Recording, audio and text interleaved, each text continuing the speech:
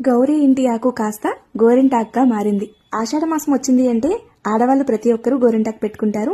ఎర్రగా పడిన చేతులు చూసి మురిసిపోతూ ఉంటారు. ఆషాఢ మాసంలో గోరింటాకు పెట్టుకోవడం అనేది ఆచారం అనేసి పెద్దవాళ్ళు చెప్తూ ఉంటారు. పెద్దవాళ్ళు ఆచారంగా చెప్పిన ప్రతి ఒక్క దాంట్లో ఆరోగ్య రహస్యాలుంటాయి. మనకి ఆషాఢ మాసం వచ్చింది అంటే అప్పుడే వర్షాలు స్టార్ట్ అవుతాయి. సో అప్పుడు మనకి చర్మ వ్యాధులు స్టార్ట్ అవుతాయి. మన చర్మం ఎటువంటి చర్మ వ్యాధులకు గురవ్వకుండా గోరింటాకు కాపాడుతుంది. అలాగే వాతావరణంలో మార్పులు రావడం వలన శరీరంలో ఉష్ణోగ్రత పెరుగుతుంది. ఆ ఉష్ణోగ్రతను కంట్రోల్ చేయడానికి గోరింటాకు పెట్టుకుంటాము. అంతేకాదండోయ్, గోరింటాకు పెట్టుకోవడం వలన రోగనిరోధక శక్తి కూడా పెరుగుతుందట.